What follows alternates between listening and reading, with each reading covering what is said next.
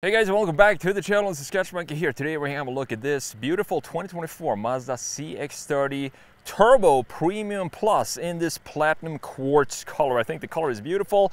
Overall, I think Mazda is doing a fantastic job with pretty much their entire lineup these days. So we're going to talk about this design from a front, side, and rear. This being more of a Mazda 3 that they lifted to make it more of a crossover design. We're also going to have a look at the gorgeous, simple interior, something we don't really see these days anymore. And then, of course, we're going to take this for a drive. Let's start with a quick overview of this design. This being in this platinum quartz color, I do think, as I said, it's a beautiful color.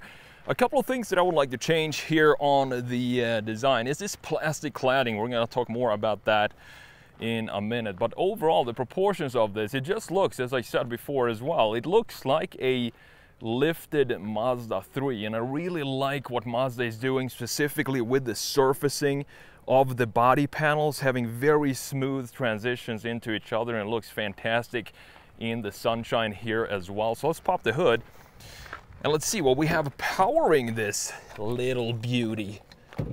Under the hood we do have a 2.5 liter turbocharged 4-cylinder with 227 horsepower and 310 pound-feet of torque. It's, of course, this being the lifted version of the Mazda 3, we do have all-wheel drive. Fuel economy comes in at about 22 city and 30 highway. And the base price for this, the top of the line trim for the CX-30 is about $38,300. Now, starting with the front end design, what I love about Mazda these days, first of all, they have a very clear design language with this Mazda grille that we have going on here. Pretty traditional looking layout with the grille in the middle, the full LED headlights right up here. It looks like a transformer eyeball. We also have a little splash of chrome because Mazda lately has been trying to move into that more luxury feel of their cars. And what I love about the indicators here is that it's pulsating. It's not just, it's still full LED, but it has this pulsating vibe to it, and I think that looks beautiful, specifically when we look at the rear view and the rear indicators. Looks fantastic. We do have a lot more chrome in the middle and a big Mazda logo in the center of the grille here.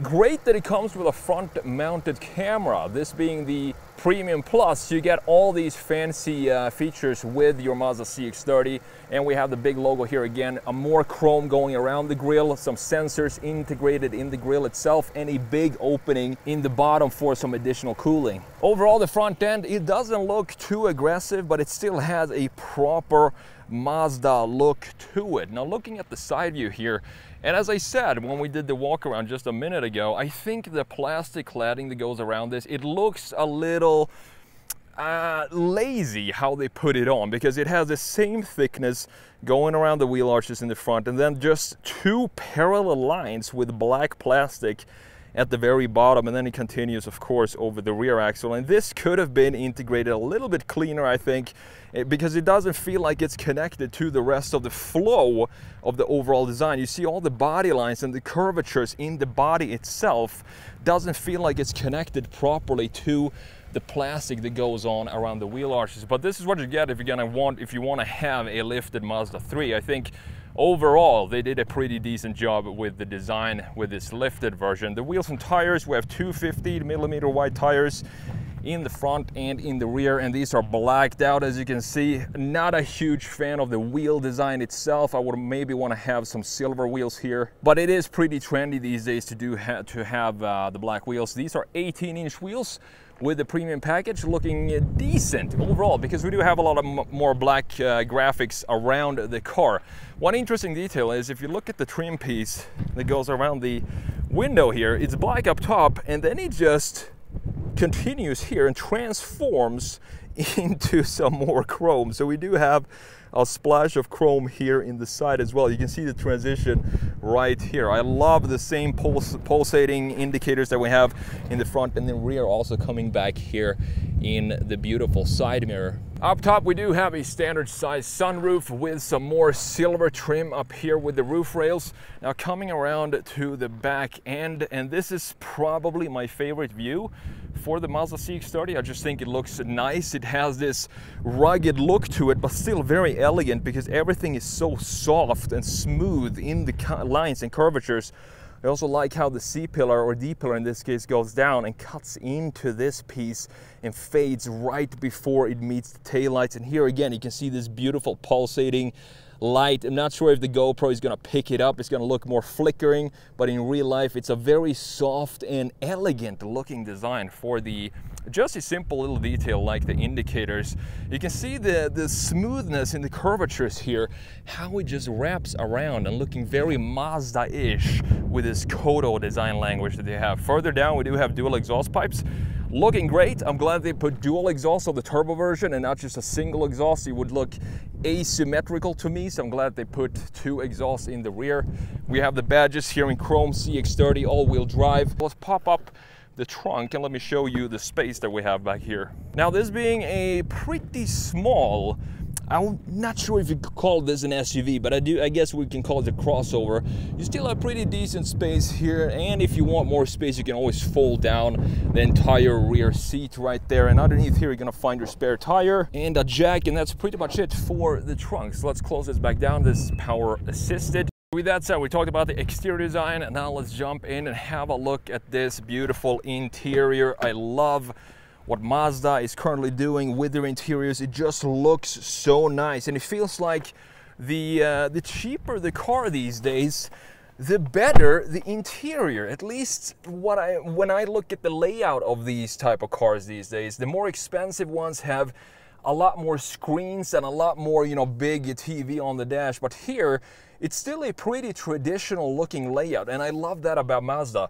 Starting with the gauge cluster here, looking clean. We do have two analog clusters on each side. The middle one, the speedometer, is actually, look at this, it's actually a digital screen there in the middle, which you can configure. I just like to keep it on a very clean looking speedometer like that. And we do have the sun facing right in the lens. Let's stop right here and let's have a look at this gauge cluster in more detail. We have the tachometer to the left side, and if we rev it, you're allowed to rev it over 4,000 RPM even when you're in park. Speedometer in the middle, and you have the fuel gauge and the temp gauge right there. Pretty standard stuff. Up top, we do have a 10.2-inch infotainment screen, and this is a fun, interesting detail because it's not a touchscreen when you just have it in the native Mazda system. But if you connect your Android Auto or Apple CarPlay, this all of a sudden becomes a touchscreen. So it is indeed a touchscreen, but only when you use it with your phone as an Android Auto or Apple CarPlay. Not entirely sure why they did that, but I do like the integration of this. It feels pretty solid, it doesn't stick up too much, and it has this bay which it sits in, so it brings it down even lower. And we also have a head-up display up front. Further down, we do have these beautifully integrated vents. This is, I feel like the designers took a lot of time to integrate this dash and then have the same type of styling with this line cutting in and then continuing being the outline for the vents itself. Looks way more static on the passenger side with just these two bars housing the vents right here, but it's still a pretty decent looking integration, I think. You also have soft touch material, very soft up here, as you can see. Further down, this is what I love about Mazda: simplicity when it comes to all the functions that you have. You just look at how beautifully laid out this is. We have a small little display here. We have a nice dial for the temperature and some buttons for the fan speed here as well. It's getting pretty hot in here, so let's turn the AC on. You have some more controls here for where you want the air to blow out from. Heated steering wheel. And you also have heated seats in 3 different settings. Fantastic design and implementation of the climate control panel in the Mazda CX-30, and the start button is located right here. Further down, we do have the wireless charging pad located right here, 2 cup holders right behind that, and this is what the key looks like. Pretty normal looking key with the Mazda logo right here, and then you have the buttons here on the side for opening the trunk, locking and unlocking the door, and the panic button right here. Further back, you have the gear selector, and this is a pretty standard looking gear selector. Putting it into reverse is going to pop up the backup camera, And this is also a great feature to have in a car in this price range, to have the backup camera being this clear with the 360 view. And then you have this sport button here, so you can put it in a sport mode. It's going to show up at the very bottom of the speedometer right there. So if you want to go for some sportier driving, you just press or toggle this switch right there. Further back, you do have the controls for the infotainment screen itself. You have some hotkeys here as well. If you want to go to the home screen, you just click the home button and click that again. It's going to come back up. If you want to go to navigation, just click the navigation button. It's going to pop up right there. Pretty easy to use, and even though it's not a touchscreen, it's still a rather simple system to use with this type of control. So you have the volume control here and the parking brake located on the left. Further back, we do have an armrest that is very soft as well, has this brown looking nice material to it. Open this up and you can see that we have a little separator in the middle. We also have 2 USB-C slots, and the good news about this is you can slide it back and forth, and I like to have it all the way to the forward position like this. The seats themselves look pretty nice, and they have a lot of bolstering to them for this type of vehicle. Mazda is trying to be a lot with this car. They're trying to be a sporty car, a bit of an off-road vehicle with the CX-30, and also a splash of luxury with the materials and the chrome details that we have on the exterior and the interior. Up top, we do have a standard size sunroof, very nice, and you have a spot where you can store your shades up top as well, with some lighting in the top. Moving on to the steering wheel, and this is again a great looking steering wheel, pretty basic. As you can see, there's nothing crazy going on here. Simple and thin spokes. I do like that. It adds to the sportiness of this design. We still have some chrome coming in here in the interior with the steering wheel and also around this area. We also have the camera button right there, so if you don't want to put it in the reverse but you still want to get the cameras, you just click that button. On the left side of the steering wheel, you do have the controls for the gauge cluster, so customize this by clicking this info button. You can see that it changes the center screen. You also have the volume controls and the rest of the controls for the radio. The right side is all about the cruise control settings right here. Nice, beautiful little circle in the middle with the Mazda logo in chrome, looking nice. It has a sporty feel to it, not too thick either. It feels good in your hand. It's pretty hard, this steering wheel. It's not very soft to touch, but that's just a small detail. With that said, let's jump back to the back seat and let's see if I can fit behind my own driving position. Being 6'1", 6'2", I can't remember how tall I am in American measurements, 189 centimeters. So I'm gonna jump back here and see just how much space I have behind myself, and it is pretty tight, to be honest. You can see that my legs are up against the door handle here and up against the seat. I would not want to spend a lot of time back here if my driver is as tall as I am. You have some vents down here, no USBs in this area, and if we fold this center armrest down, you are going to find yourself 2 cup holders here as well. And that's pretty much it for the back seat.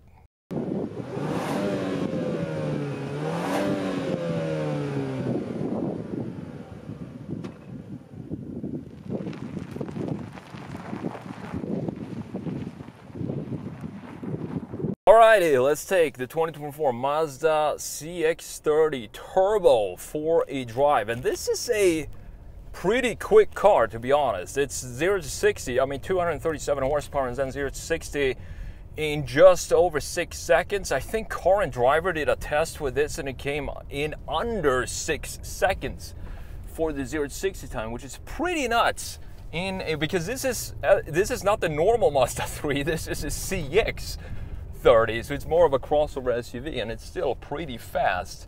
I love what Mazda is doing now these days with this approach to the design and also the driving feel. If it's a very fun car to drive.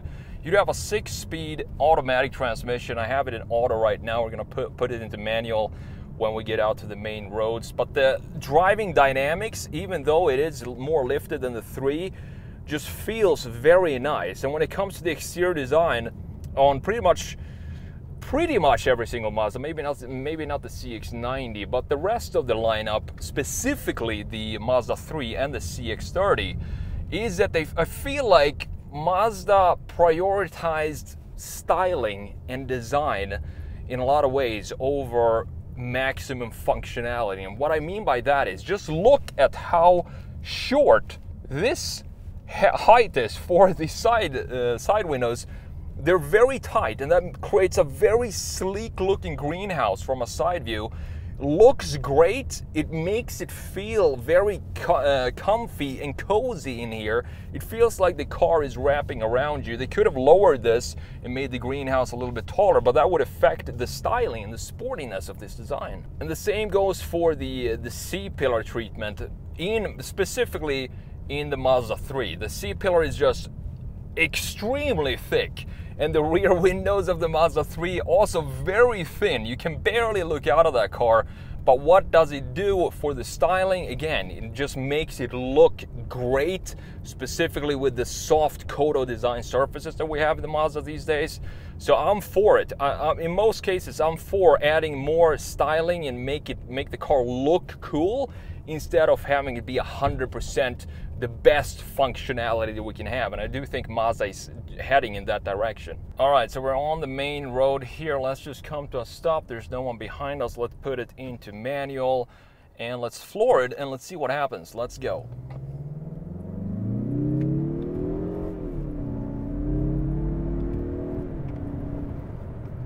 So that was a bit of an uphill battle for this Mazda. The shifts with the paddles are not the quickest shifts I've ever experienced, but you can't really expect that from a CX-30 either. I guess it adds a little bit to the driving experience when you're using the manual shifter, specifically if you're going on a road like this. They're decent, they're not too bad at all. But the thing I love the most with this Mazda is gonna have to be this interior. It's just a classic interior for me. The interiors that we saw all the time just 5-10 years ago that are slowly going away. I hope Mazda is not gonna jump on the trend to just splash a big screen on the dash and just keep it classy like this. This looks way more luxurious to me than, for example, BMW's iDrive system. This has this nostalgic feel to it, and I also like that you still have a digital gauge cluster in the middle, so if you want some more information, you can always get that. I mean, it is a fun car to drive. Now that we go downhill, you can feel how quick this car is. I mean, I wasn't expecting the CX-30 to have this type of power to it. So 237 horsepower, I feel, is pretty much the perfect number for this. I don't want necessarily more power than this. This feels just right, in my opinion.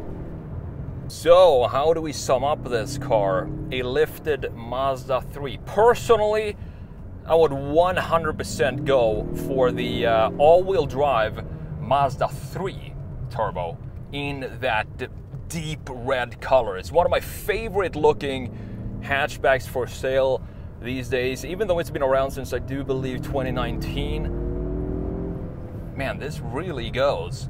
It's still one of the best looking hatchbacks there. But if you want this, you know, a bit more of ground clearance, a little bit more rugged look to it, I don't think this looks nowhere near as nice as the Mazda 3. But if that's what you're looking for in your Mazda 3, you just want to have it sit a little higher, this is a great choice for you.